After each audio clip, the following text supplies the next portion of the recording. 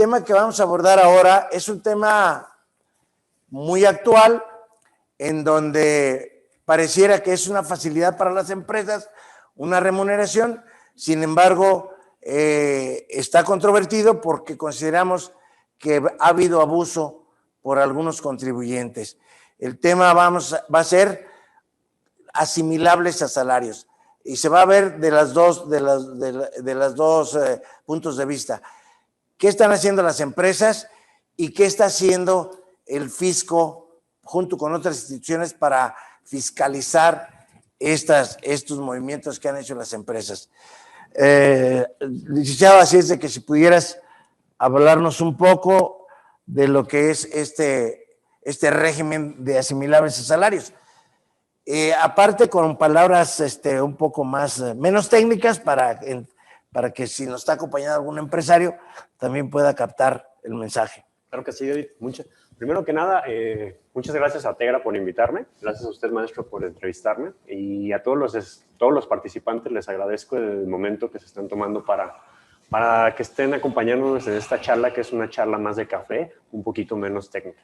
Y entrando en materia, como bien comentaba el maestro David, el régimen de los asimilados a salarios está previsto en la Ley del Impuesto sobre la Renta. Cuando hablamos de un régimen, no es otra cosa más que los derechos y las obligaciones sobre cuáles las personas físicas van a tributar. Ahora, nuestra Ley del Impuesto sobre la Renta prevé distintas actividades económicas por las cuales se va a ir causando ese impuesto sobre la renta. Es decir, si yo me dedico a una actividad empresarial como persona física, tengo un capítulo en específico. Si yo me dedico a actividades de arrendamiento, tengo un capítulo en específico. Si recibo intereses, tengo un capítulo en específico. Si presto servicios profesionales, tengo un capítulo en específico. Y los asalariados, o sea, las personas que prestan su trabajo de manera personal, subordinada, remunerada, tienen un capítulo en específico. Ahora, cuando nosotros revisamos la Ley del Impuesto sobre la Renta y ahondamos en el capítulo de las personas físicas que son asalariadas, vamos a encontrar un subrégimen. ¿Por qué le digo un pequeño subrégimen? Porque dentro de ese capítulo que está destinado a esas personas que son nuestros trabajadores, que el empresario tiene trabajadores, también el SAT ha permitido que exista una facilidad para que aquellas personas que usualmente trabajan de manera temporal puedan tributar bajo un esquema más simple. ¿Por qué lo llamo un esquema más simple? Sencillo. Porque estas personas no tienen la calidad de subordinación frente al patrón. Sin embargo, sí tienen la potestad de prestar servicios a este patrón, y lo que va a hacer este patrón que recibe el servicio va a ser retenerles un impuesto sobre la renta e enterarlo al fisco federal.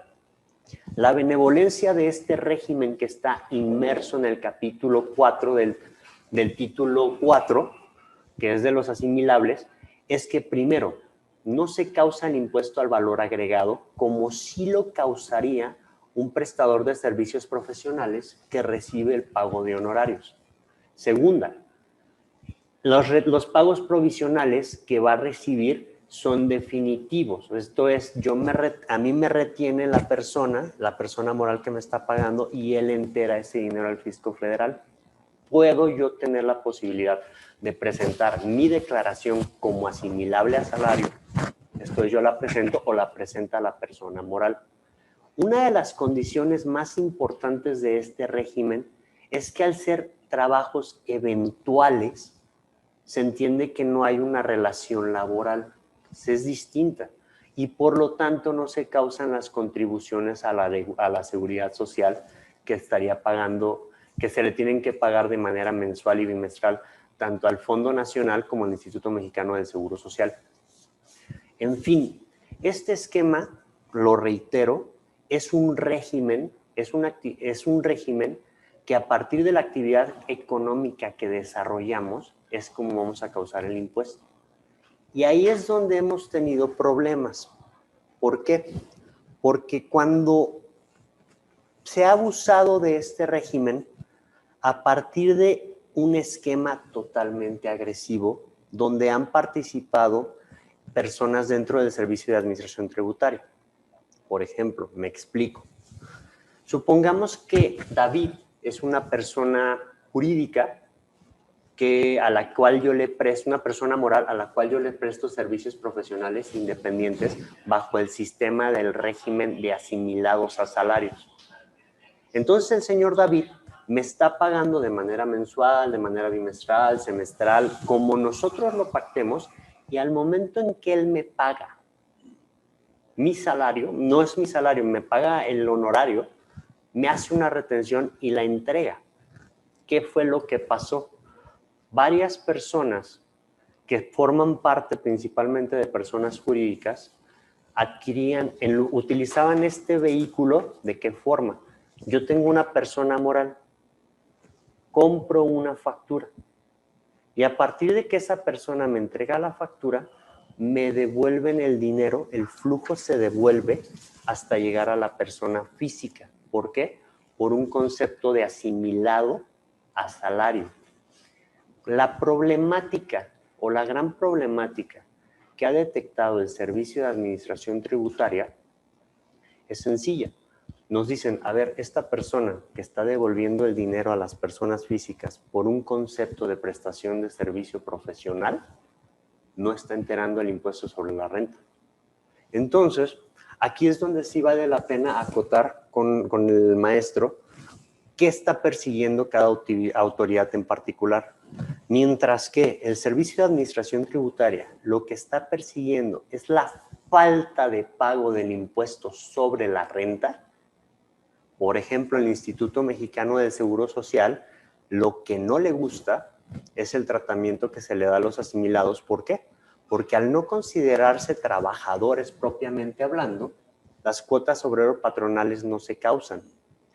Y ello lo lleva a que sean ámbitos de distinta persecución. El Instituto Mexicano del Seguro Social te va a llegar y te va a decir, oye, tú dices que no hiciste pago entero de cuotas obreros patronales porque no es tu trabajador, pues yo te recalifico esa relación laboral. Actualmente los que han sido perseguidos de manera reiterada y constante son las instituciones educativas. ¿Por qué? Porque utilizan o acostumbran a utilizar el modelo de salarios para sus profesores.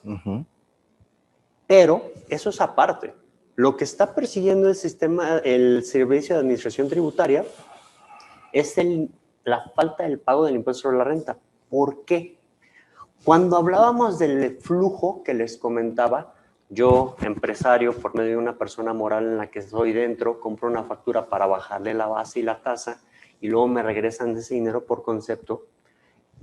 El Servicio de Administración Tributaria dice, tú tienes una constancia de retención en la que dice que la persona moral que te pagó por el concepto de asimilado a salario te hizo una retención, pero fíjate que yo me voy a revisar mi sistema interno conforme al artículo 63 del Código Fiscal de la Federación y me doy cuenta que esa persona que te pagó tiene conductas atípicas. Entre ellas, no tiene infraestructura, no tiene activos, no tiene trabajadores, que bueno, eso se solventaría por medio de la figura que estamos hablando, no me presenta declaraciones, o la retención no me la enteró de manera mensual porque ellos lo retendrían y lo pagarían como un pago provisional, o fíjate que sí me la enteró, pero cuando me meto a revisar, me doy cuenta que esta empresa tiene miles de trabajadores en el sureste mexicano que está generando un subsidio al empleo. Y luego ese subsidio de empleo es un beneficio que también otorga la ley del impuesto sobre la renta, lo acreditan contra el impuesto sobre la renta que te retuvieron y por lo tanto no hay un pago. No lo enteran. No lo enteran. O fíjate que tengo saldos a favor inexistentes que luego compenso. O fíjate que utilizo estímulos fiscales que son indebidos y así es como están matando esas retenciones. El gran problema de los asimilados no solamente radica en la ausencia de pago del impuesto sobre la renta, sino que además se considera un esquema total y absolutamente agresivo porque se puede prestar inclusive para el lavado de dinero. ¿De qué manera? Una persona física que tiene dinero en efectivo, que proviene de una actividad delictuosa, se lo pasa al esquema de flujo que les comento y luego se lo retornan directamente a sus cuentas, usualmente mediante transferencia, justificando que prestó un tipo de servicio. Para hablar un poquito, ¿cómo vamos? ¿Así? ¿Está bien? ¿Sí? Yo creo que estamos bien. Está muy amplio. Okay. Amplio y sencillo. Amplio y sencillo. Si nos puedes hablar un poquito del soporte documental que recomendaríamos a las empresas para dentro de esta charla. Sí, porque ahorita mencionaste las instituciones educativas. Ahí elaboran un contrato y que el maestro les firma. Claro. Correcto. Entonces, o más adelante veremos qué nos pide el SAT. Pero... Sí, mira, identificado más o menos cómo trabajamos, ustedes para que entiendan el régimen de manera muy sencilla, es acudir al artículo 94 y nos vamos a dar de la ley del impuesto sobre la renta y nos vamos a dar cuenta que ese propio artículo 94 tiene 6 fracciones. 6 fracciones que permiten que distintas actividades económicas se posicionen como un asímil al salario. Entre ellas, los honorarios que reciben los servidores públicos, por ejemplo, nuestras Fuerzas Armadas, les pagan por medios de asimilados a salarios. Otras, los rendimientos a cuenta de remanentes que son distribuidos por sociedades cooperativas, que son distribuidas por sociedades civiles o asociaciones civiles. También el dinero que nos paguen a nosotros como personas físicas por los trabajos que desarrollamos dentro de esas personas, también se consideran asimilables a salarios. Tercera, las actividades preponderantes. Al revés, si una persona física presta servicios de manera preponderantemente económica a una persona jurídica y el año pasado recibió más del 50% de sus ingresos, le puede solicitar que se le considere un asimilable a salario. Otro esquema que es el más utilizado es servicios de profesionales independientes a personas que se dedican a actividades empresariales. La quinta forma en la que podemos recibir asimilados a salarios sería cuando personas con actividad empresarial, personas físicas con actividad empresarial, le prestan servicios a personas jurídicas o físicas con actividad empresarial. Y la última ya tiene que ver con un tema de venta de acciones, pero sin que haya un flujo que es un poquito complicado. Estos 4 esquemas los tenemos que tener muy conscientes cuando estamos haciendo un trabajo de asimilados a salarios, porque a partir de ahí es donde vamos a justificar la actividad económica por la cual es posible que nos paguen mediante este régimen. Como bien comenta David, usualmente lo primero que tenemos que tener es un contrato. ¿Por qué? Porque no lo digo yo, inclusive lo dice una sala especializada de fondo. Nos ha dado una especie de catálogo de cómo tenemos que construir una materialidad de operaciones. Y este tipo de servicios no es la excepción. ¿Qué hacemos nosotros cuando vamos a justificar una relación de asimilado a salario? Muy sencillo. Lo primero que tenemos que identificar es qué fracción del 94 vamos a utilizar. Correcto. Identificada nuestra fracción, identificamos cuál es la actividad económica objeto de nuestro contrato. Y una vez que celebramos el contrato y cumplamos con los requisitos formales que son exigibles para cada una fracción en particular, vamos a dejar una evidencia documental de los servicios que se están prestando. ¿Por qué? Uno de los grandes errores que actualmente sigue sucediendo porque se están llevando a cabo defensas por personas que no están siguiendo los criterios jurisdiccionales que desde el 2014 a la fecha han permeado, es que quieren seguir litigando situaciones de existencia con un solo contrato. No, un negocio cualquiera, el mío, siempre deja una evidencia documental que funciona como soporte para acreditar la existencia del servicio por el cual se me está pagando. Me explico. En mi ejemplo, yo usualmente me mandan un asunto, sea corporativo, sea de litigio, y hago un diagnóstico donde hay una propuesta. Esa es nuestra primera conexión. y dejo evidencia, ¿cómo? Vía correo electrónica, lo envío en físico con acuse de recibo, etc. Una vez que está identificado el objeto del trabajo, empezamos a trabajar la forma en la que vamos a desarrollarlo. Yo le digo, puedo cobrar de varias formas. Te puedo cobrar por horario, por tarifa, por hora. Te puedo cobrar por cuota litis, por el monto del negocio. Te puedo cobrar por trabajo presentado, por instancias. Cada cosa que yo voy desarrollando va dejando una evidencia. Por lo tanto, cuando el Servicio de Administración Tributaria viene y revisa a una persona en concreto, lo que le está pidiendo no es un solo contrato, porque el contrato lo podríamos considerar como el inicio de la relación, Okay. pero no es suficiente. Tienes que dejar todo el desarrollo, inclusive la conclusión. ¿Qué pasa si celebras un convenio de pago para finiquitar los servicios y entregas un expediente con todo lo que se hizo? ¿Me doy a entender? Esta cuestión de los asimilados me permite comentar un poquito que no es ajena a toda esta vorágine que ha movido el derecho fiscal en cuanto a la materialidad. Si hablamos de años atrás, antes de 2014, yo lo llamo como épocas. Antes, ¿qué nos objetaban? Las presunciones de Código Fiscal de la Federación. ¿Estamos de acuerdo? Sí. Nos íbamos por depósitos, nos íbamos por la utilidad, nos íbamos... La reconstrucción de la operación para encontrar dónde dejó de pagar el contribuyente con facilidades. ¿Qué? Cosas que se llaman una presunción. Y una presunción no es otra cosa más que a partir de acreditar que algo existe, presumes que otra cosa también existe. Así se manejaba la materia fiscal. Viene la reforma de 2014, iniciamos con todo el tema de los CEFOS, los CEDOS, empiezan a perseguir la facturación apócrifa y el 80% de litigio en materia fiscal se ha vuelto materialidad. Y ahorita empezamos a transitar de nueva cuenta a otro tipo de esquemas, entre ellos la persecución al asimilado, donde yo podría decir que nos están persiguiendo de dos maneras, pero para explicarme un poquito mejor, me gustaría explicar el tema de la estrategia que está utilizando el Servicio de Administración Tributaria. Muy bien, eso sería interesante para fiscalizar a los asimilados. Exactamente. La estrategia que está siguiendo el SAT, ¿cuál sería? La estrategia. A finales del año pasado, el Servicio de Administración Tributaria ya era consciente perfectamente de lo que estaba sucediendo con este esquema tan agresivo.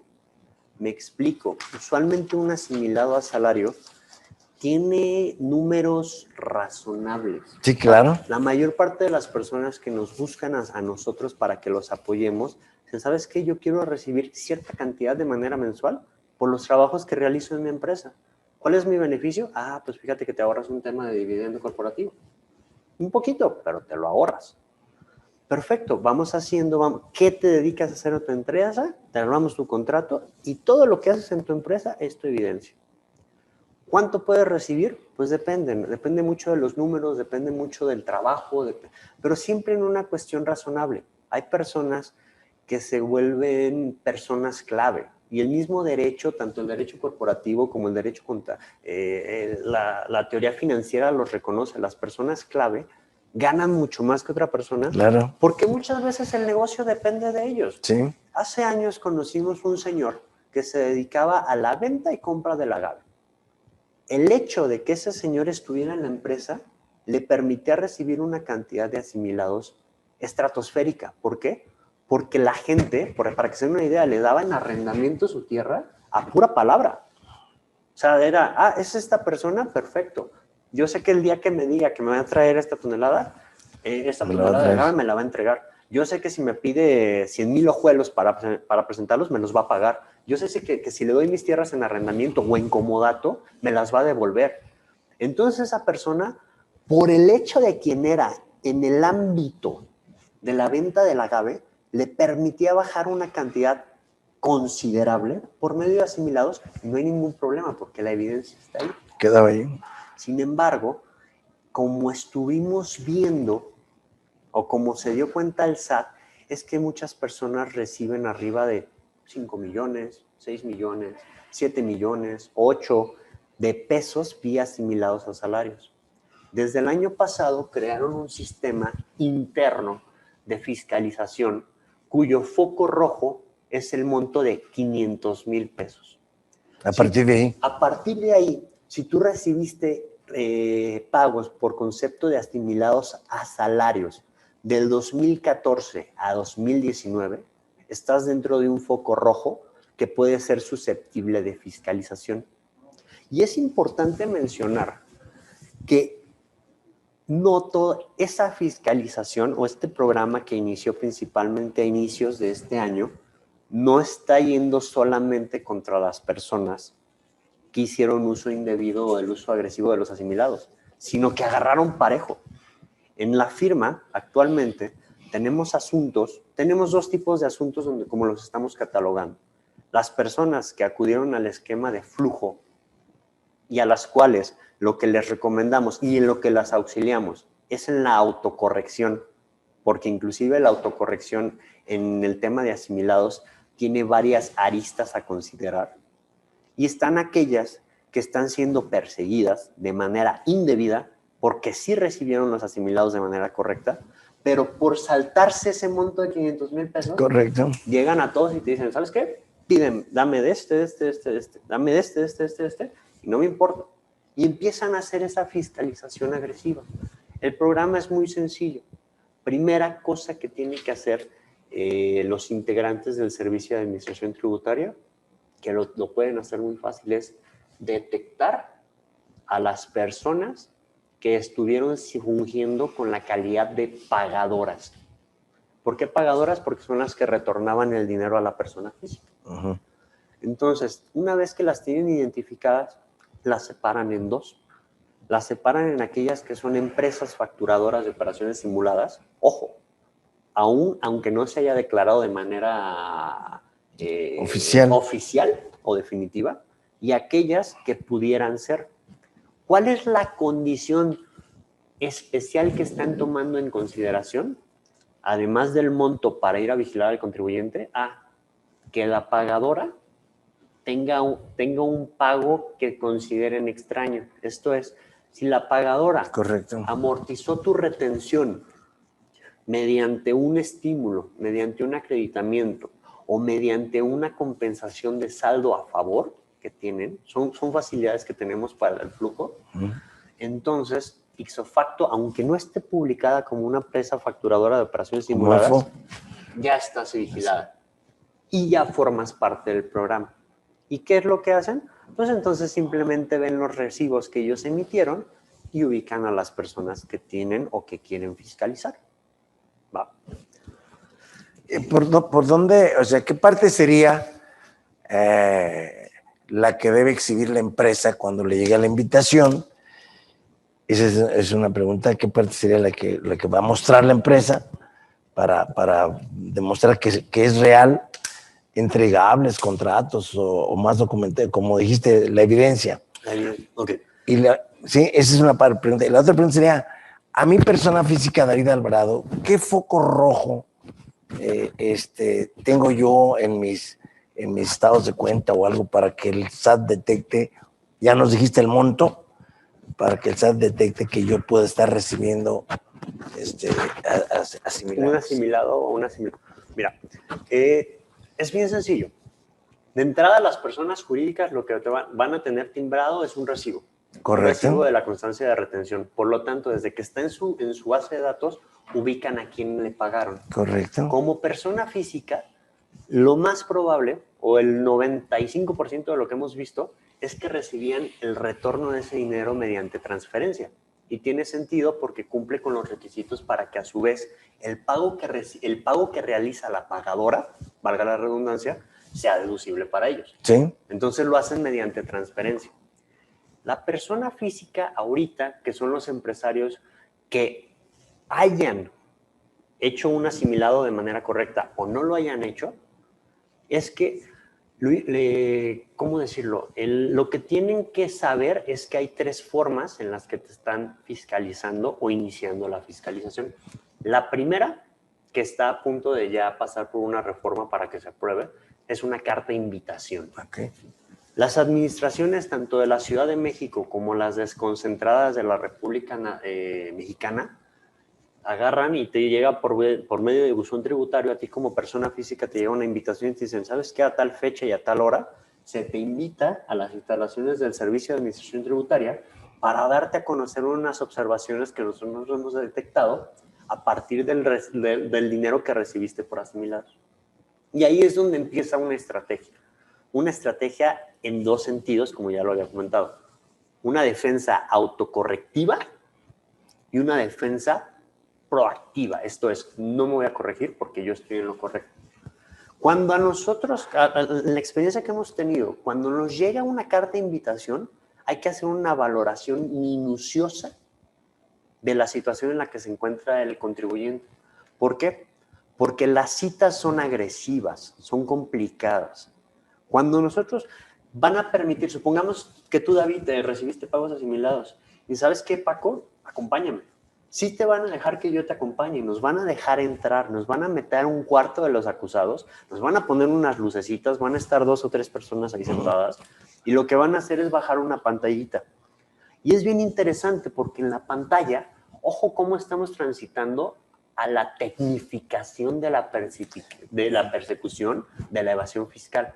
Te abren una pantalla y en esa pantalla te desglosan el esquema financiero de la pagadora. Entonces, todos los pasos. te empiezan a decir, mira, esta hace esto, está vinculada con esta, salta el dinero para acá, follow the money. Un follow the money bien interesante. Y luego te dicen, es probable que tú contribuyente, no sepas que estabas inmiscuido en una cuestión así, pero esta empresa tiene estas características atípicas y por lo tanto nosotros te invitamos a que corrijas tu situación fiscal. ¿Por qué? Porque consideramos que tú prestaste servicios de asimilados que son simulados. Si vamos a acudir a esa cita, tenemos que tener bien identificado qué nos van a pedir. Nos van a decir en qué consistieron tus servicios. Segunda, en qué fracción del artículo 94 te posicionas para considerar que el dinero que recibiste tenía la posibilidad de ser por concepto de asimilables. Tercera, nos van a pedir documentación. Y es aquí donde a nosotros no nos gusta ese tipo de cartas de invitaciones, ni asistir así. Podemos asistir para saber dónde estamos parados, pero usualmente la persona sabe dónde está parada. ¿Es real o no es real? ¿Estamos de acuerdo? Si no es real, vamos a apoyarte con una autocorrección porque es una buena oportunidad de hacerlo. Si es real, vamos a apoyarte con una defensa, porque lo que es real y se va a acreditar. Exacto. ¿Qué pasa? Si nosotros permitimos que nuestro cliente acuda a esa cita de manera solitaria, lo pueden azorrillar ahí. Sino, a su vez, tenemos que ser bien cuidadosos a la hora de platicar porque la documentación que nosotros accedamos a entregar, no hay constancia de recepción, ¿eh? Es en la invitación. Es en invitación. Tú entregas documentación. Si te piden la documentación, vas de buena voluntad y dices que puede ser una estrategia, depende del caso en concreto. Si tú vas y dices, ¿sabes qué? Quiero que me entregues esto, quiero que me entregues tu currículum vitae, tu título, quiero que me entregues los contratos, quiero que me entregues las constantes, todo lo que tengas. Entradas, salidas, entregables, pláticas, correos. Tú se lo vas a entregar al Servicio de Administración Tributaria y el Servicio de Administración Tributaria no te va a recibir la documentación. De hecho, ni siquiera levantan constancia de lo que entregamos. De lo que entregamos o de cuando llegamos. Porque en cualquiera que lleve litigio y que lleve desahogo de facultades de comprobación, sabe que una invitación, por ejemplo, conforme al artículo 45 creo, de Código Fiscal de Refractación, dentro del desahogo de una facultad de comprobación, dejas constancia. Claro. Te sientas con el administrador, te sientas con el subadministrador, con la auditora, y vas platicando y vas charlando con ellos y te van designando cuáles son las cosas que te van diciendo y lo que entregaste y hacen una conclusión, pero sí firmas. Ahí hay registro de que tú fuiste. Caso contrario, acá en las cartas de invitaciones, tú vas, no te registran de que fuiste, te piden cosas, dicen cosas, empieza un vaivén en donde todo es, por así decirlo, por debajo del agua. En lo económico. En lo económico, sí. Sí, por debajo del agua en el sentido de que no queda registro como debería. Correcto. Y ahí es donde tú tienes que ponderar, bueno, ¿tengo ganas de hacer eso o no? Porque no tenemos constancia si valoraron lo que entregamos. Y en la práctica, ¿qué sucede? A veces nos dicen, oye, fíjate que la documentación que quiero entregarles en la invitación, estoy juntándola, no me puedes otorgar que en vez de que te la lleve mañana, te la lleven 3 días después, y nos contestan verbalmente, el plazo ya se venció. Y yo digo, caray, pues sí, es una invitación. O sea, es en lo económico, pero a veces también hay un abuso en el pedimento, en la forma en que la autoridad pide las cosas. Claro. Si es una invitación, no tiene por qué tener vencimiento para entregarla. Estoy totalmente de acuerdo. Y te dicen, tienes 10 días. Exactamente. Y de repente, si bien te va, te llega ahí la contestación por correo, usualmente es por vía telefónica. Insisto, si quieres llevar una amigable composición, puedes utilizarlo. Es una parte de la estratagema que se puede utilizar. Pero si tú dices, no quiero, pues no vas y ya. Y ahí, en el propio programa de fiscalización que están realizando, viene la segunda grada. Nada más para hacer hincapié y poder prever a nuestros compañeros todas estas cosas que nos sirven finalmente. Al principio, maestro, dijiste una cosa muy interesante. Debo conservar todas las evidencias, inclusive la comunicación por correo. Entonces, yo creo que también si voy a entregar algo, pues por lo menos hacer un correo para decir lo que estoy entregando. Estoy de acuerdo con ellos, pero usualmente te piden las cosas por correo, pero no te permiten que la mandes por correo. Te dicen, ¿sabes? ¿Está bien? Tráemela en una USB. Ok, Tráemela en sin embargo, físico, es recomendable avisar por correo avisar. que le voy a enviar las cosas. Ya te entendí. Sí, como porque es la única evidencia, ¿no? Sí, me suena bien. Hace rato lo mencionaste y quiero hacer énfasis en eso para aspectos prácticos. Me suena bien, creo que sí es una buena opción dejar una evidencia. Si se logra esa comunicación por correo, pues mínimo ahí hay una cadena y hay una evidencia de que algo sucedió, ¿no? Es una presunción. Es que la situación actual, por el hecho de la pandemia, se ha optado por esa comunicación, sí. En virtud que también a veces no quieren que una comunicación presencial. Entonces, gracias, nuestra adelante. Sí, comentábamos la segunda parte de la estrategia o la segunda grada que le da un poquito más de dientes al Servicio de Administración Tributaria es la implementación de lo previsto en el artículo 42A del Código Fiscal de la Federación. ¿Qué es este artículo? No es otra cosa más que una barrabasada que permite la arbitrariedad total de una autoridad. Y me explico por qué. Cuando un contribuyente es sometido a una facultad de comprobación en forma, es decir, te emiten una orden de visita que te dice qué es lo que te van a revisar, de cuándo te lo van a revisar y en dónde te lo van a revisar, así como una orden de cateo, tal cual, pero en materia administrativa. Este articulito es una artificiosidad que se creó el legislador federal para auxiliar al Servicio de Administración Tributaria para darle tiempo. ¿De qué manera? Llego yo y te digo, ¿sabes qué, David? Quiero que me entregues tu currículum vitae, quiero que me entregues tu título, quiero que me entregues la documentación de cómo y cuándo y dónde prestaste los servicios profesionales, quiero que me entregues las constancias de retención, quiero que me entregues tus estados de cuenta, quiero que me entregues y me expliques cómo favoreció tu servicio a la empresa, cómo todo lo que implica, ¿no? Una prestación. Pero ojo, ese artículo dice, voy a poderte requerir documentación comprobatoria o documentación a ti o a terceros y la voy a tener en mi poder, pero no te estoy fiscalizando, ¿eh? Simplemente estoy planeando una fiscalización a futuro, que puede que se dé o puede que no se dé. La diferencia entre una facultad de comprobación y este artículo mañoso es bien sencilla. 42. 42. Ah.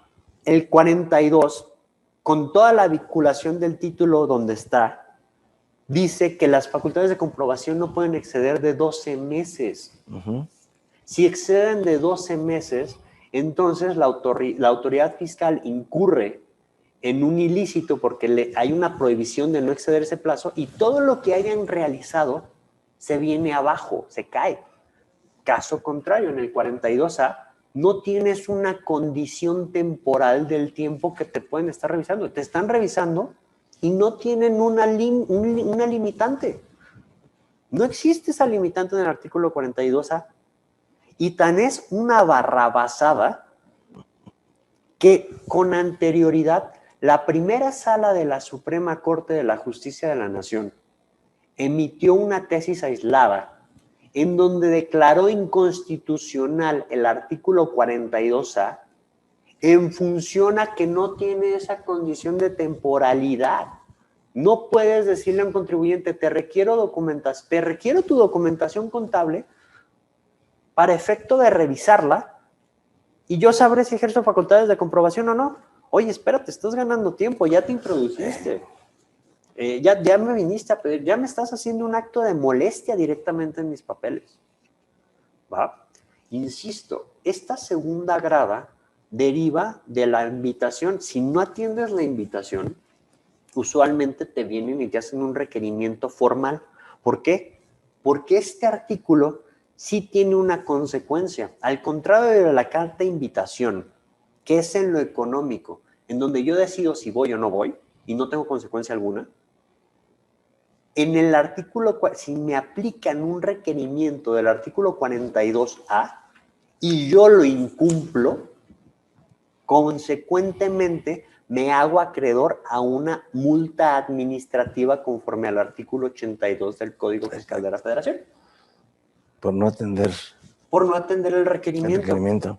Y aquí es donde viene la gran pregunta. ¿Ese requerimiento, la multa es peleable? Sí, claro que es peleable. Les comentaba que el artículo ha sido declarado inconstitucional, pero esto me lleva a uno de los casos pro bonos que tiene la firma de una persona física que superó el umbral de 500,000 pesos, tiene asimilados reales y la están persiguiendo. ¿Qué pasó con ella? Nos llega y nos dice, ¿sabes qué? Me llegó este requerimiento, pero yo no conozco a las pagadoras. Viene el RFC de 1, de 2, de 3, de 4, y me dice, si me están pidiendo todo esto, yo no las conozco. Ah, pues no contestes. ¿Qué hizo el Servicio de Administración Tributaria? No contestamos. Y entonces nos multó. Nos fuimos a juicio contencioso administrativo federal y aún y con la pandemia fue un asunto tan ipso facto, tan rápido, que ya se terminó. Había dos argumentos muy sencillos. Primera, el requerimiento es incorrecto. El objeto del requerimiento era incorrecto y por lo tanto yo no estaba obligado a cumplirlo. Así de simple. Si yo recibí asimilados de David, de Said, de etc, etc, etc, ¿por qué me estás pidiendo de Pedro y de Juan? Yo no conozco a Pedro y a Juan. Y la segunda grada era el tema de la inconstitucionalidad. En otro caso contrario, una persona que dijo, yo no voy a entregar nada hasta que me hagan facultad de comprobación. No tengo nada que esconder, pero no voy a entregar nada. Ah, perfecto. Nos fuimos a juicio de amparo de indirecto y se concedió una suspensión. Y al obtener una suspensión, las facultades, al día de hoy, la autoridad decidió no ejercer una facultad de comprobación, por lo menos al día de hoy. Y ese asunto les estoy hablando desde enero. Se presentó por ahí de marzo. Se está llevando en la Ciudad de México un tema inclusive de conflicto competencial porque lo querían mandar a los auxiliares por un tema de la reforma de inexistencias que no tiene nada que ver con esto. Se resolvió y todavía se está resolviendo en el estado, en Ciudad de México, pero no llegaron a la tercera parte de la cual vamos a hablar ahorita. Simplemente no llegaron. Entonces, ahí es donde estamos viendo a una autoridad descoordinada o desarticulada. Abrieron una caja de Pandora muy grande, y hay gente a la que sí le están llegando de manera directa, correcta, pero por ejemplo está el tema de este cliente pro bono que les estamos comentando, en donde ni siquiera hicieron bien el requerimiento de información. No hay un requerimiento de información. ¿Qué fue lo que pasó con esa señora? Al no cumplir con el requerimiento, llegamos a la tercera grada o a la tercera faceta de la facultad de comprobación. Ahora sí, una facultad de comprobación en forma. Nada más recapitulando un poquito. Primero es la carta de invitación. Segunda, es el requerimiento fundado en el artículo 42A, donde te van a pedir documentación y si no lo incumple, y si no la presentas te van a multar, pero es totalmente defendible. La tercera, ahora sí ya estamos en una facultad de comprobación estrictamente hablando. Estas tres etapas o escalones que dice el doctor es importantísimo porque es un resumen de los pasos que ha estado dando el SAT en el aspecto práctico para fiscalizar asimilables. ¿Pudiéramos repetirlo, Doc, por favor? Sí, claro. Primero la carta de invitación. Primero, la carta de invitación. Correcto. ¿Qué pasa si yo no acudo a la invitación, a la cita? Nada. ¿Me conviene acudir? Depende de dónde estés parado. Habrá que valorar cada caso. Habrá que valorar cada caso en particular. Yo puedo acudir para saber yo quiero saber qué tema con la sábana, ¿no? Con la sábana que comentaba. Yo quiero saber qué pasó, qué me están observando, qué me están observando. Oye, ¿sabes qué? Yo no quiero problemas porque sé que lo hice. Pues vamos a hacer una autocorrección. Oye, yo sí estoy de manera correcta, no me voy a corregir. Hazle como quieras. Pues te voy a fiscalizar. Oye, que te voy a hacer esto, te voy a hacer. Perfecto. Esa cita te sirve para saber dónde estás parado. Muy bien. A menos de que, pero probablemente ya sabes dónde estás parado, ¿no? Correcto, normalmente. La segunda faceta va a ser el requerimiento fundado en el artículo 42A. Te voy a pedir una serie de cosas, un cuestionario principalmente que tienes que responder y entregar cierta documentación. Y a partir de ahí yo la guardo y reviso si considero que me acreditas. Se vuelve muy discrecional para el SAT. Considero si me acreditas que efectivamente prestaste el servicio y el pago que recibiste por concepto de asimilado es correcto o no. Si yo no quiero atender ese requerimiento, ¿puedo dejar de atenderlo? ¿Tengo defensa? Por supuesto que sí. Insisto, ese artículo está declarado inconstitucional por la primera sala en tesis aislada. No es jurisprudencia. No creo que modifiquen el sentido. De hecho, el 41B, que es precedente a estos artículos, también acaba de ser declarado inconstitucional por ese tema de inseguridad jurídica.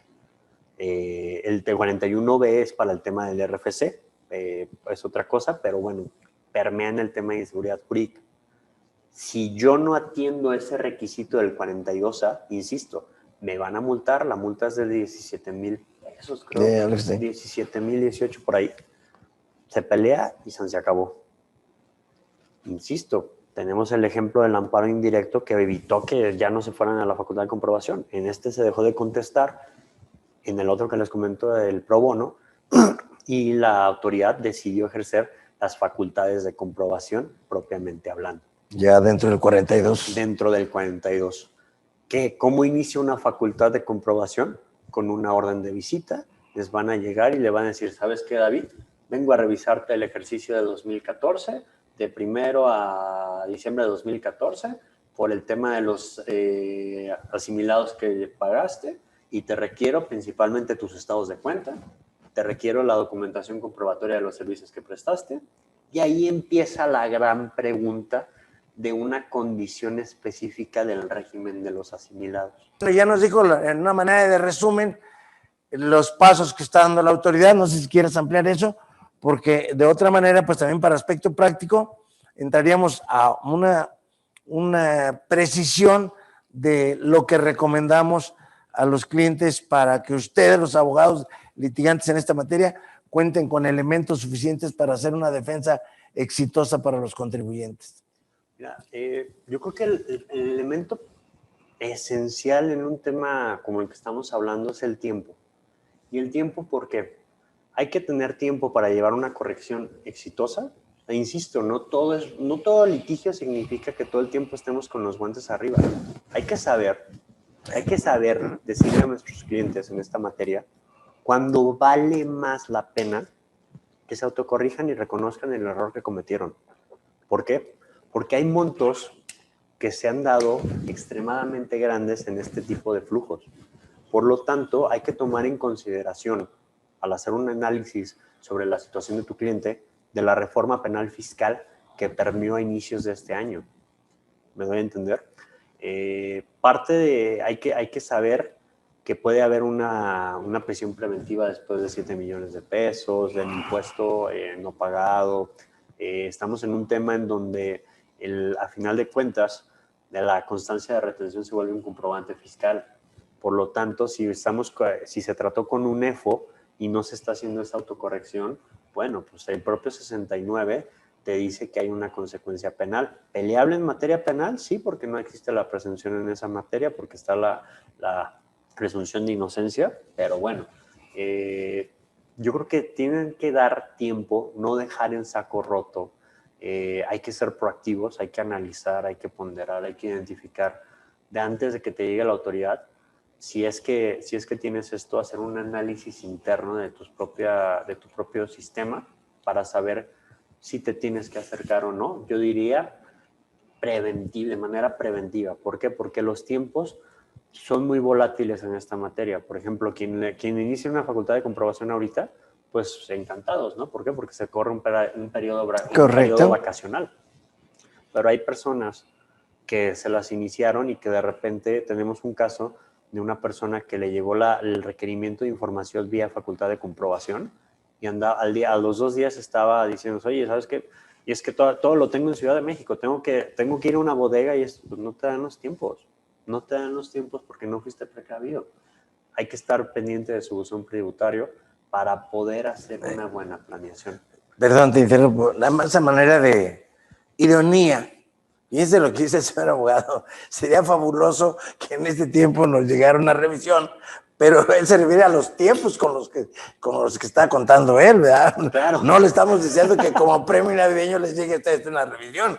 Él dice fabuloso por los tiempos con los que cuenta para preparar una buena defensa, perdón. Sí, claro, o sea, básicamente el derecho se mueve en tiempos. Así entonces, si no sabes manejar tu tiempo como abogado, pues abogado no eres algo más, pero si no sabes manejar el tiempo, te vas a perder y es un buen momento, ¿no? Exacto. Es un buen momento por las vacaciones del Servicio de Administración Tributaria. Para contar con mayor tiempo. No por la auditoría, que eso siempre es complicado y nadie quiere una auditoría, ¿no? La respuesta a la pregunta concreta, pues la carta de invitación, ya lo he reiterado muchas veces, es valorar, es identificar, queremos entregar documentación o no, quiero hacer una autocorrección, estoy dispuesto a sentarme con unas autoridades que me sienten y que me estén interrogando, que aguantar eso, porque hay gente que eso es presión, o sea, yo que he estado en juicios orales, el hecho de estar en un banquillo, pues es una presión, y esto es lo mismo, no estás frente a un juez, pero estás frente a personas que su trabajo es hacerte cavilar, trastabillar, incomodarte, intimidarte. Ese es su trabajo. Entonces pudiéramos decir que la invitación, lo más correcto, lo más recomendable sería acudir.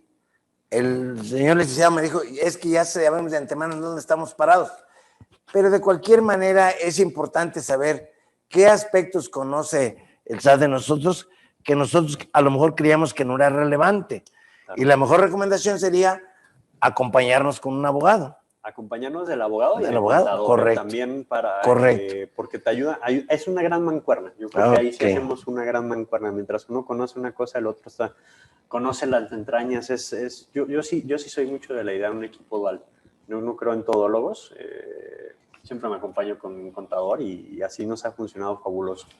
En la segunda parte, donde yo sí me la pensaría, es en entregar documentación, insisto, porque no es lo mismo que estés en una facultad de comprobación, donde siempre va a estar la cuestión de la temporalidad en contra del Servicio de Administración Tributaria, a que tengan un tiempo sin límite para estar revisando y qué pides y qué no pides. Y luego, supongamos, empiezas a entregar en la visita, ¿no? Dices, ¿sabes qué? De buena manera aquí está, pum. Y luego te dicen, no me es suficiente, entrégame más. Le vuelves a entregar. Y luego te dicen, no me es suficiente, entrégame más. Oye, espérame. Si no me entregas más, te voy a hacer una del 42A.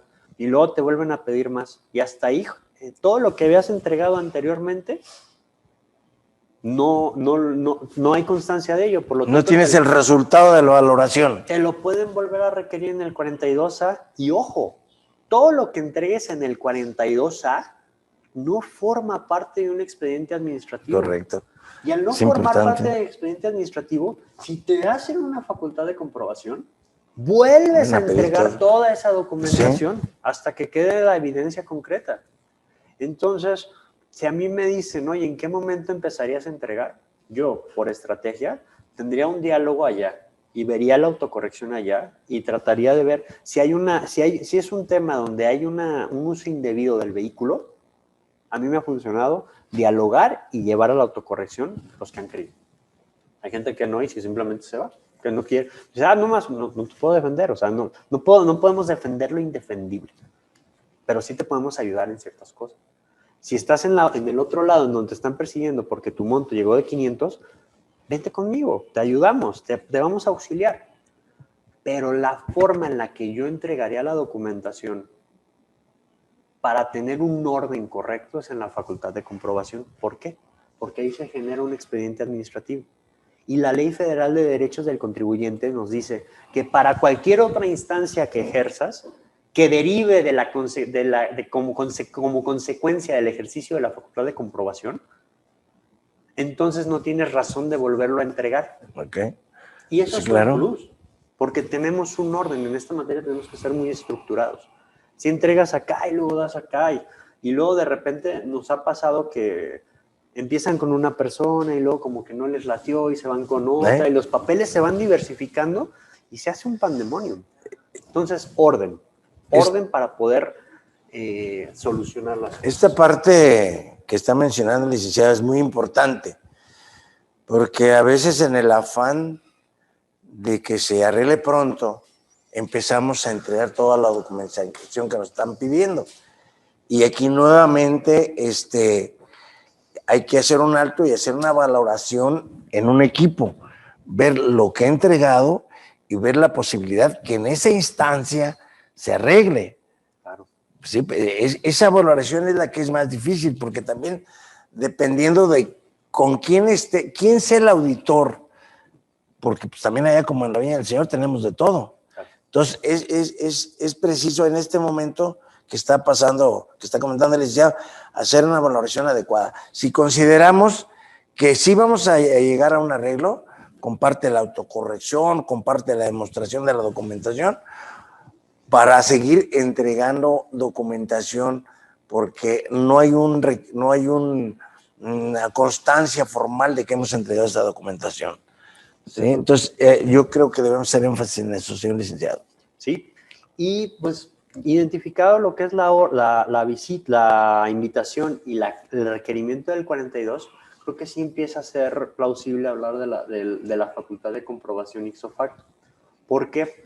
Porque el régimen, una cosa bien importante que no tenemos que olvidar si nos vemos inmersos en una facultad de comprobación de un régimen de asimilados, es que el régimen de asimilados no obliga a la persona a contar con contabilidad. Eso es importantísimo. Es importantísimo, David, porque la contabilidad, conceptualmente hablando, es un sistema para registrar todas las operaciones económicas de una actividad, ¿no? Correcto. Es un sistema de registro, pero no solamente sirve que registremos números, porque la contabilidad es una comunicación. A mí me impresionan los contadores que con ver números te dicen es un lenguaje. Es una comunicación de las empresas. De las empresas. Pero esta, a su vez, se nutre del soporte documental, claro, que deja evidencia de lo que sucedió en el mundo fáctico, en la vida real, por así decirlo. Ojo, no todos los regímenes previstos en la ley del impuesto sobre la renta obligan a llevar contabilidad. Sí. Uno de estos ejemplos es los asalariados y los asimilables. Correcto. No te lo exige. Por lo tanto, ahí es donde uno empieza. Quiero dejar algo muy en claro. No somos la panacea. Cada que el Servicio de Administración Tributaria inicia una nueva oleada de facultades de comprobación a ciertos rubros, pues es ir construyendo criterios. Si ustedes revisan los criterios jurisprudenciales, tanto del Poder Judicial Federal, los tribunales emiten criterios que se vuelven obligatorios para resolver casos concretos. No van a encontrar la gran cantidad de explicaciones o de tesis como si lo encontramos en la inexistencia de operaciones. No hay. Hay una brecha muy nueva para poder empezar a discutir y debatir cómo está actuando la autoridad en cuanto a la fiscalización del régimen de asimilados a salarios.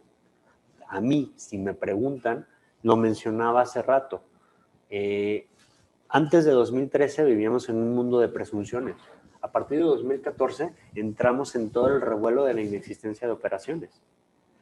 Y ahorita, por ejemplo, en la firma ya estamos teniendo algunos asuntos en donde nos están haciendo la reconfiguración con efectos fiscales. Correcto. Que es otro tema y que va a ser un nuevo mundo de debate fiscal. Y en los asimilados a salarios tenemos dos situaciones. Primera, no hay criterios en cuanto a una fiscalización completa. Correcto. Y segunda, está anclado la fiscalización a donde quiere llevar al SAT cuando la culmine, es a que tú te autocorrijas con el capítulo 9 que se llama de los demás ingresos. ¿Demás ingresos? Con el artículo 142, fracción quinta, en relación con el 59, fracción tercera del Código Fiscal de la Federación.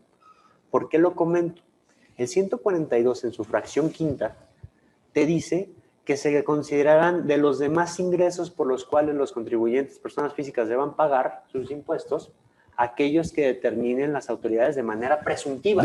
Correcto, sí. Y eso, las presunciones, como lo mencionaba al inicio de la clase, de la ponencia, es que también doy clases, de la ponencia, te lleva al 59 fracción tercera, pero a dos párrafos bien interesantes para nosotros. El párrafo tercero y el párrafo cuarto. El párrafo tercero es una reforma al Código Fiscal de la Federación de 2007, de 1 de octubre del 2007. Y esa reforma se hizo para aquellas personas que no estaban dadas de alta en el Registro Federal de Contribuyentes. Exactamente. ¿Qué te dice? Está bien interesante ese artículo porque te dice, se considerarán ingresos presuntos aquellos que reciban las personas físicas por cantidad mayor a 1.579.000 pesos sin que estén dadas de alta en el Registro Federal de Contribuyente. O sea, solo aplica a ellos. O, y viene la O, okay. O aquellas que estando dado de altas, que estén dadas de alta, no estén obligadas a llevar contabilidad. Se hace súper general. Por el hecho de yo recibir 1.579.000 pesos en depósitos, ya, y no estoy obligado a llevar contabilidad, por ejemplo, un asimilado, me lo consideran ingreso presunto. Pero luego viene el cuarto párrafo. Y en el cuarto párrafo te dice, la presunción mencionada con anterioridad será aplicable solo si la persona física, en este caso, no cumple con los requisitos previstos en la resolución miscelánea. La resolución miscelánea son reglas que emite el Servicio de Administración Tributaria para mejor proveer todas las normas fiscales, o sea, requisitos, sobre todo requisitos formales. ¿Estamos de acuerdo? Formas. Y aquí la gran pregunta, un asimilable a salario, ¿qué requisitos tiene según la norma miscelánea fiscal?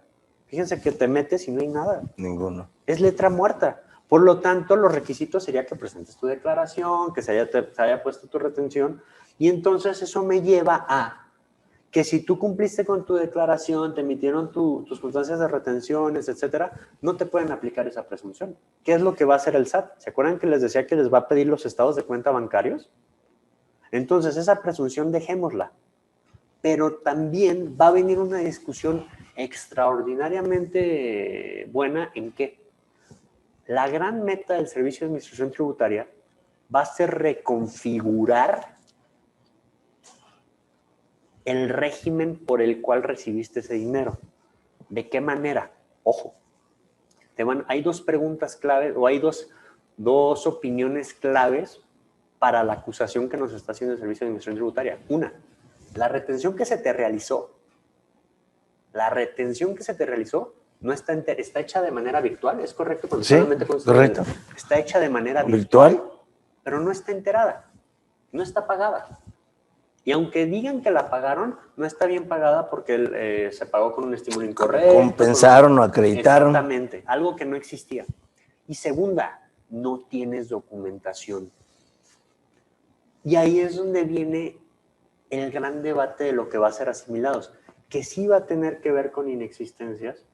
¿Por qué? Porque si yo tengo en contra, fíjense cómo funciona esto, yo digo que me retuvieron, que sí lo presté, y ellos dicen que no. Ahí la carga lógica de la prueba es, ellos al decir que no, no están afirmando otra cosa. Es una negativa lisa y llana. Yo estoy afirmando que sí se me enteró y que sí se me pagó. Acredito la retención por medio de mi comprobante y acredito la prestación del servicio por medio de la documentación. La autoridad no tiene por qué tener eso.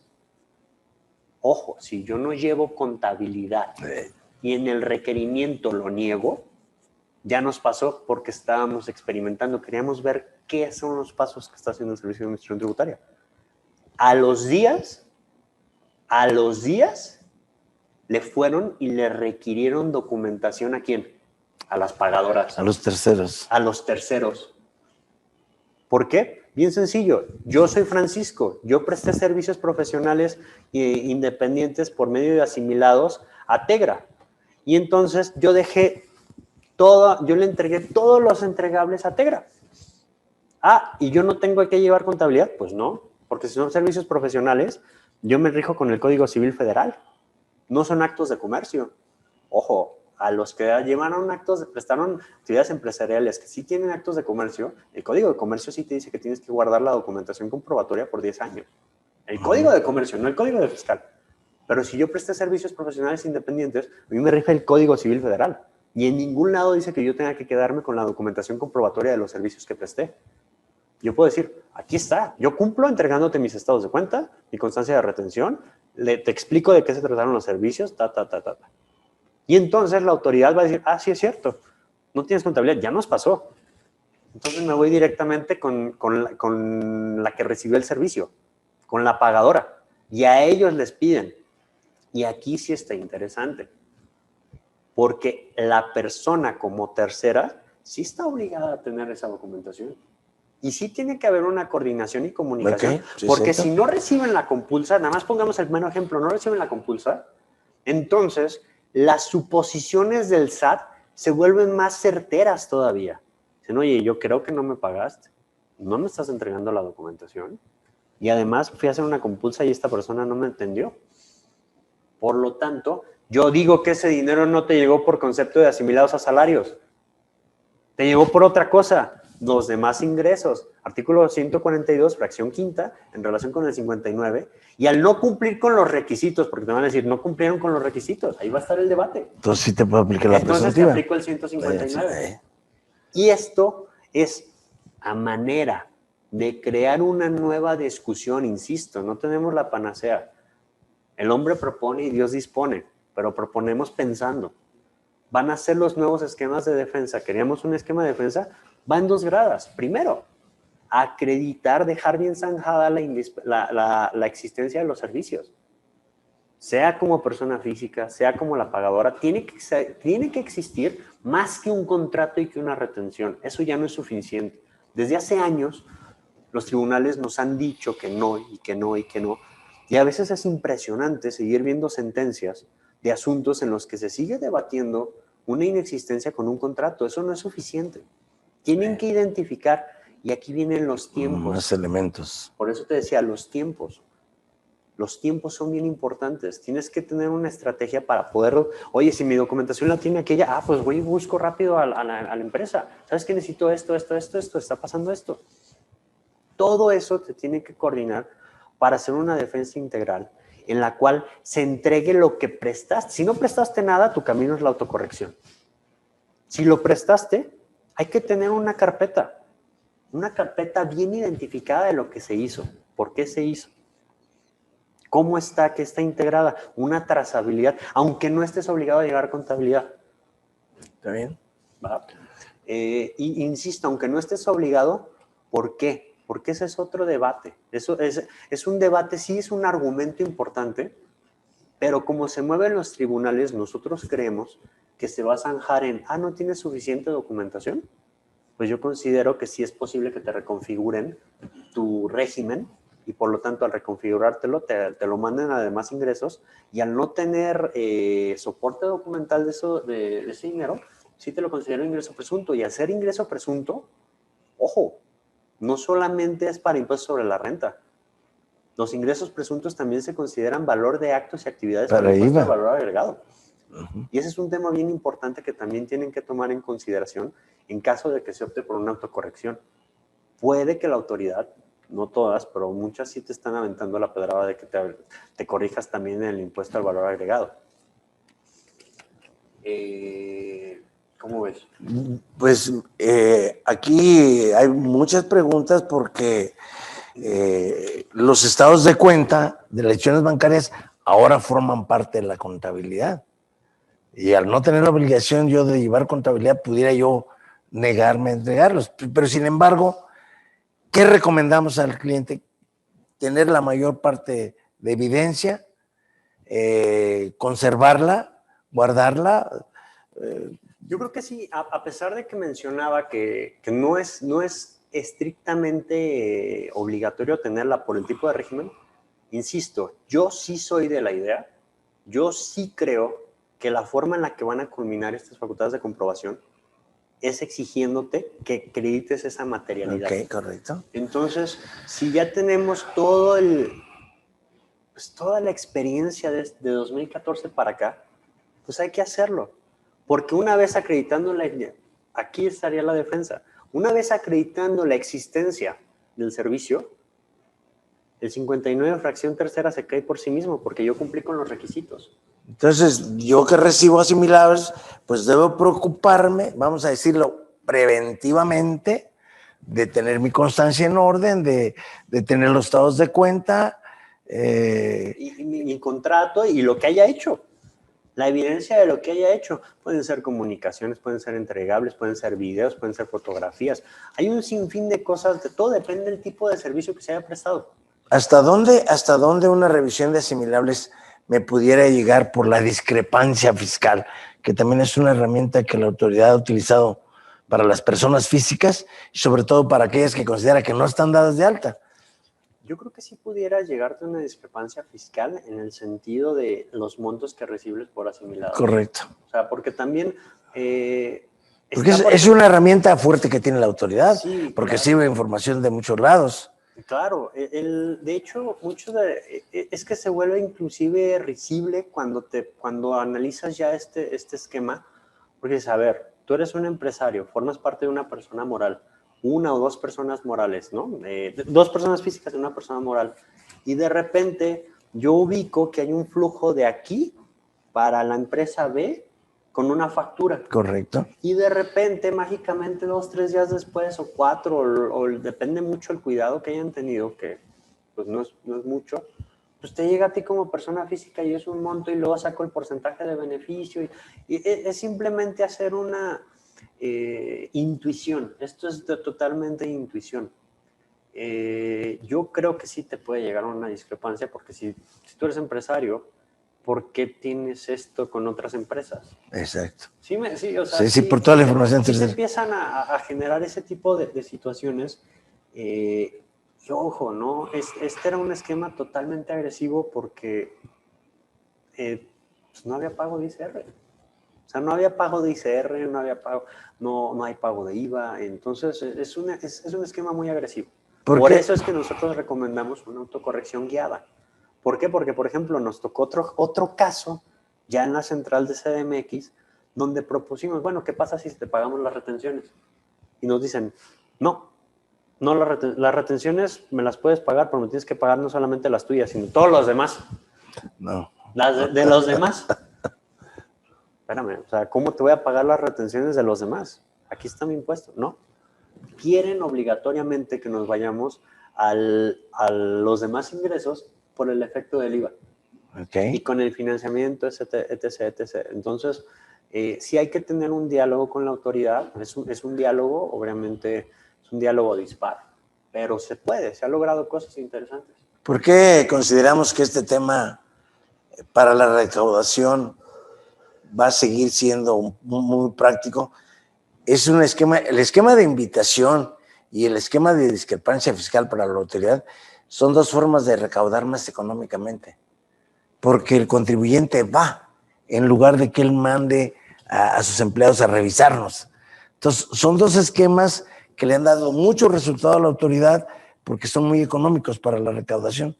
De hecho, el esquema de invitación está dentro de un esquema que la autoridad llama caída de la recaudación, y todo lo que recupera vía invitación lo lleva a este programa. Claro. Inclusive, tomando un poquito en cuenta lo que se propone como reforma, ahí en el despacho también hemos tenido oportunidad de estar trabajando continuamente el tema de la unidad de inteligencia financiera. Correcto. ¿Y qué les ha funcionado extraordinariamente a la unidad de inteligencia financiera? Primero te pego y tú vienes a confesarte. Exactamente. Te pego aquí. Y vean cómo viene la réplica. Acá te puede, por ejemplo, con los terceros que hayan tenido la operación, se está proponiendo que les hagan una inmovilización de cierta cantidad por la operación del impuesto que se va a deudar. Entonces, yo te inmovilizo y te obligo a que vengas conmigo. Exacto. Acá puede suceder lo mismo. Ha sido tan redituable que las personas físicas o inclusive los representantes legales de personas morales acudan al Servicio de Administración Tributaria, porque pues es que los tienen ahí y insisto, la sábana, a veces son imponentes las sábanas cuando le digo sábana porque te la despliegan y te viene todo, o sea, te viene la red, así le llaman. Entonces casi siempre te viene una arriba, dos, y ahí es donde empieza a decir, ya no, aquí no, es muy difícil o va a ser muy difícil que si en un oficio de observaciones, que ya lo hemos visto en un asunto, te avientan una sábana así, tú puedas convencer al juez de algo contrario. Entonces, ahí es donde empieza, y se vuelve económico tanto para ustedes como para ellos, porque dices, hay una autocorrección. Espérame, una autocorrección en un tiempo oportuno puede ser muy barata a un litigio muy largo y caro. Claro. Hay las dos opciones, siempre tenemos que tener esas dos opciones para saber cómo jugamos. Es un ajedrez. Aquí se trabajaba mucho el tema de la defensa fiscal vista como un juego de ajedrez. ¿Por qué? Porque cada acción que tomemos, el contrario la va a observar. El juego de ajedrez es de atención. Claro. Y esto es lo mismo. Se analiza números, se analiza posibilidades, se analiza todo para llevar el mejor escenario. Y lo que nosotros hemos recomendado, y no me canso de decirlo, es, si lo hiciste, hay que ver una autocorrección lo más favorable para ti y para el fisco. Y si no lo hiciste, hay que defendernos de manera correcta, con orden, con tiempo. ¿Se puede? Sí. Yo creo que lo que les estoy poniendo creo que es algo muy interesante en el sentido de tener las dos gradas, porque ya lo hemos visto cómo nos va a pegar, cómo nos están llevando a la conclusión. Entonces nos podemos anteponer de una manera saludable. Tenemos inclusive beneficios en la autocorrección. Claro. Y, por ejemplo, las multas. Las multas. El ahorro de las multas. Sobre la contribución omitida solamente es del 55%. Y ojo, pudiera ser que por ser un tema de agravante, por haber utilizado un comprobante fiscal, te pongan todavía una del 65%. Entonces, ya estamos hablando de 115%. ¿Sí? De multa. Y hay jurisprudencia que ha confirmado que es agravante, que está aberrante. Para mí se me hace absurda la jurisprudencia. Te dice que es constitucional porque no te están poniendo dos penas sobre la misma situación. Entonces, todo eso es lo que se hace en una ponderación. Hay que sentarse con reflexión, con tiempo, con congruencia, razonabilidad, trazabilidad, todo para saber a dónde vamos a llevar al cliente a lo mejor. Para eso estamos, ¿no? Pues sobre todo lo que ha dicho el licenciado, quisiera hacer dos reflexiones. Resaltar como a manera preventiva, un equipo, hacerse acompañar por un equipo cuando les llegue una revisión de esto, dependiendo del monto, porque teniendo un equipo pues van a tener mayor posibilidad de éxito, teniendo un equipo permanente. Y la otra es atenderlo. Alguien decía que los asuntos fiscales no se pierden, se desatienden, ¿sí? Y trae consecuencias graves. Ahora, en la productividad individual del ser humano, una preocupación, una mortificación por una revisión del SAT, pues baja tu productividad enormemente. ¿Sí? Esas son las dos recomendaciones, que busquemos el camino más corto, la conciliación, aunque sea en lo económico, con todas las prevenciones que nos ha dicho el licenciado, para resolverlo de la manera más rápida, y sobre todo formar un equipo y tener la documentación que consideremos nos va a servir para una defensa, para un arreglo, para un arreglo en lo económico, a pesar de que no tengamos obligación de llevar contabilidad. Pues no sé si tengamos preguntas del público. Sí, creo que vi algunas por ahí. Son varias. Que pudiéramos contestar, señor licenciado. Ok.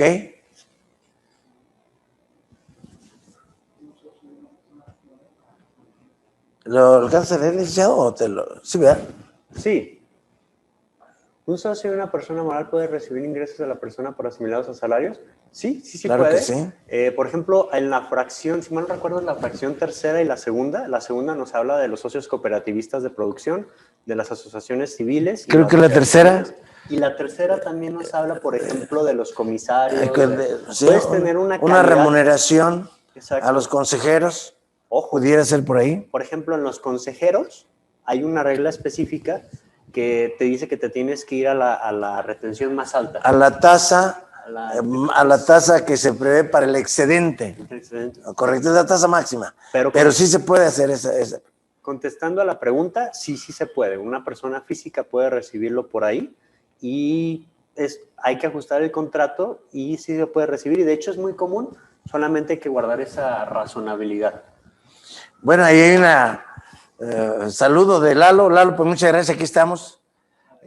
Eduardo López Lozada, gusto en saber de ti, Lalo, gracias, muy amable. Buena tarde. ¿Una persona moral puede pagar a un mismo trabajador como asimilado y al mismo tiempo está registrado en el IMSS?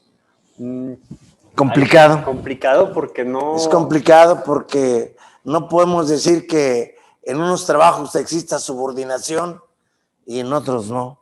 Sí. Sería complicado. Sí, yo creo que te vas a ganar una fiscalización ahí para saber por qué el otro no se considera como tal. Sí, así es.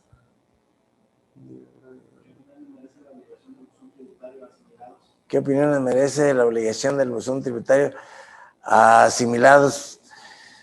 Ay, pues no. Yo de mi parte considero que...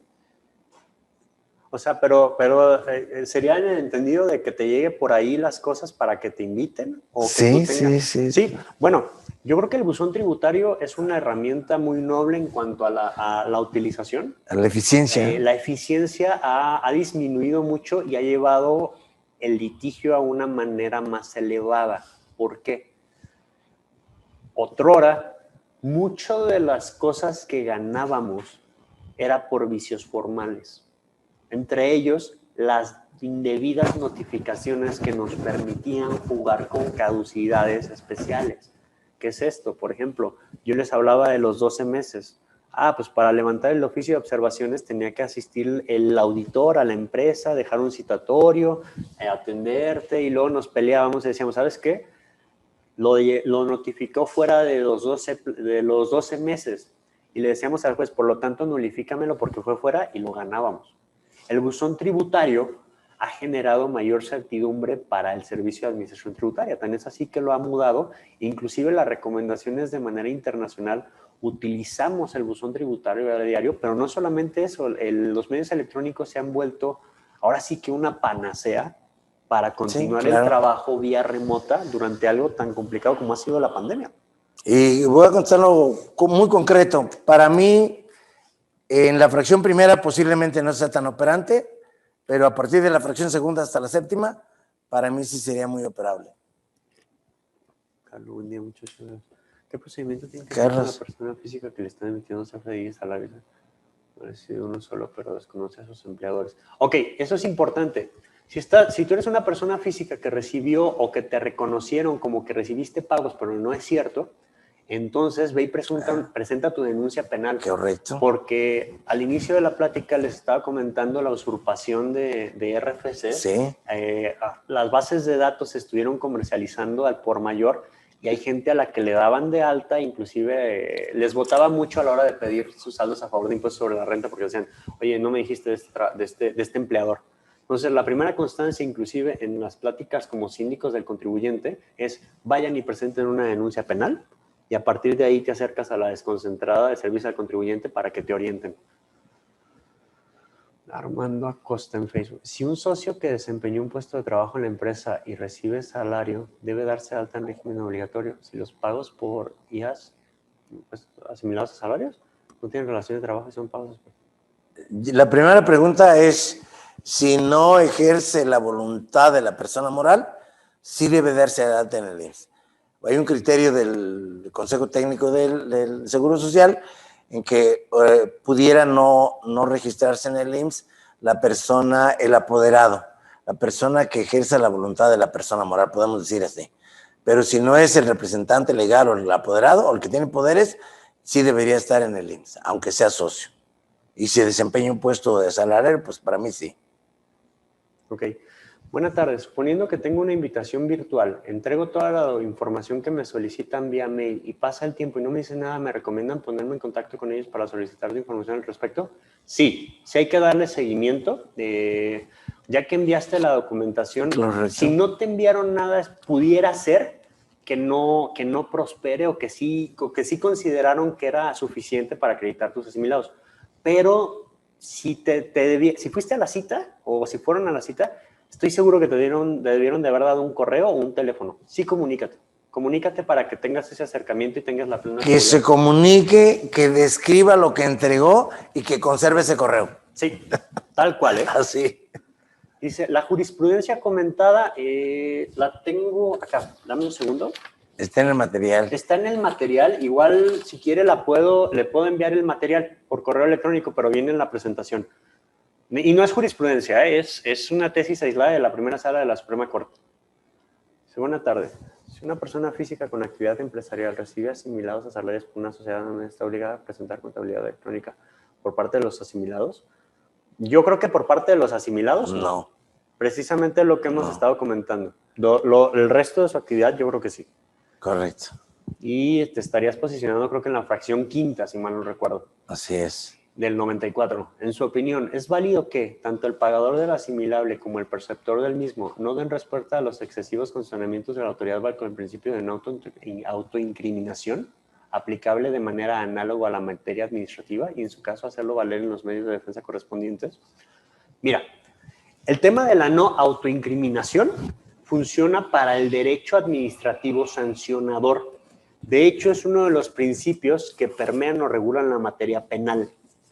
Pero por jurisprudencia nos han dicho que los principios de materia penal no son traspolables a la materia fiscal. Por lo tanto, yo sí soy de la idea de dar una contestación a los requerimientos de manera, puedes hacerlo evasiva pero inteligente. Por ejemplo, una de las grandes preguntas que yo te podría decir es, ¿por qué me estás pidiendo esto si yo no estoy obligado a llevar contabilidad? Y ya le ponen los artículos que reflejan la identificación de tu tratamiento como asimilado. ¿Qué va a pasar? Te digo por experiencia, si tú contestas así, van a brincar con los terceros. Pero sí puedes responder así. Yo no soy de la idea de no dejar de responder por el principio de no autoincriminación, porque se parte de que tú lo declaraste, esto es buena fe. Entonces, ¿por qué no podrías comentar lo que pasó? ¿Sí me entiendes? O sea, yo creo que sí. Insisto, eso, el principio de no autoincriminación no aplica en la materia fiscal porque es un tema más de derecho penal y no es traspolable. El representante legal de una sociedad anónima tiene además el nombramiento de gerente administrativo, ¿se le puede pagar por asimilados? Sí. Inclusive le puedes pagar por salarios y no tiene la obligación de darlo de alta en el seguro, de acuerdo con el criterio del Seguro Social del Comité Técnico.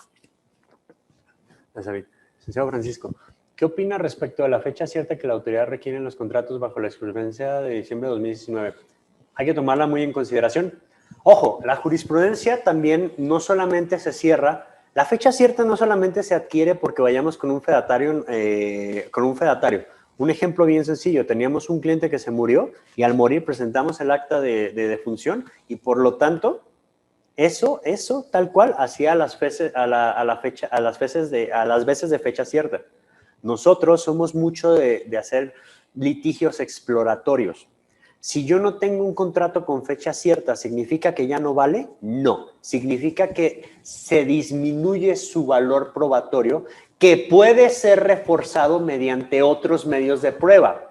Ratificación de firma, claro, testimonial, claro, etc. Traslado de dinero, inclusive. Hay muchas cosas. Ahí es una prueba, es un sistema de prueba indiciaria, de eslabones que se vayan concatenando. Ok, mi contrato no tiene la fecha cierta, pero voy a tener mi registro, mi cuenta, tengo algunos anexos, comunicaciones, contraprestaciones, etcétera, etcétera. Entonces, respondiendo, ¿qué me merece? Para mí esa jurisprudencia es una barrabasada también de la Suprema Corte, con todo respeto, porque nos pusieron una condición que no viene en la ley. Y si nos vamos a lo que significa la jurisprudencia o lo que es, la jurisprudencia es la interpretación de la ley. Claro. No te puedes salir de la letra de la ley, y ahí no se agregaron unas condiciones que ni el Código Civil Federal, ni el Código de Comercio, ni la Ley General de Título de Operaciones de Crédito, son las que usualmente utilizamos para regular nuestras actividades, nos exigen. Salvo algunas cosas, por ejemplo, contrato de compraventa de inmuebles, forzosamente tienes que estar haciéndolo protocolizado. Una donación que supera cierto monto, también te pide que haya una protocolización, pero en lo demás no. Y aún así nos lo impusieron. ¿Cómo jugamos con ello? Pues ahorita sabe el SAT que cualquier asesor, cualquier cosa que hacemos, certifícalo. Sí, una copia certificada. Entonces va a dejar, yo creo que inclusive va a pasar a desuso porque la gente va a ser más precavida en ese aspecto. Sí, aquí para hacer énfasis hay que tomar toda la demás documentación que me pueda aportar una fecha cierta. La siguiente pregunta, Lick. Dice, si la empresa ya está en el 69B, ¿qué tendría que hacer? No, la anterior que estás por allá, ¿qué tal? Ay, una arriba, perdón. ¿Qué tal? Buenas tardes. ¿Cuál sería el criterio del IMSS para sustentar la no inscripción del socio principal de una sociedad civil al seguro social? Yo creo que no tengo la obligación de registrar ningún socio, aunque no sea el principal. No tengo la obligación de registrar ningún socio de una sociedad civil porque están en el acta de la sociedad civil. Claro. ¿Correcto? Y sin embargo, si la pregunta es concreta, pues está el criterio del Comité Técnico del Seguro Social, en que no existe subordinación en el director o gerente o apoderado, porque él ejerce la voluntad de la persona moral. Entonces no puede subordinarse a sí mismo. Y depende también qué vehículo estés utilizando. Pero es para una sociedad civil. Una sociedad civil, ya. Sí. Ok, adelante. Dice, si la empresa ya está en el 69B, ¿qué tendría que hacer la persona física que otorgó el recibo y le retuvieron el impuesto? Bueno, de entrada, si yo fuera la persona física, yo tendría que ir a acreditar la existencia de los servicios que presté. Ojo, y es un tema bien endeble. Si a mí me tocara, yo sí me acogería al procedimiento para presentar la documentación comprobatoria de los servicios que presté dentro de los 30 días. No me ha tocado ver un asunto así sinceramente, sería lo que yo haría. ¿Por qué? Porque al final de cuentas la constancia de retención sigue siendo un comprobante fiscal y se dejó sin efectos. Esa es la finalidad del 69. Yo sí buscaría hacerlo así. Muy bien. La siguiente pregunta, si es correcto realizar anticipos a cuenta de utilidades a socios, pues yo creo que es la mejor manera. La sociedad civil es solamente un vehículo, pero estamos realizando actividades personales independientes.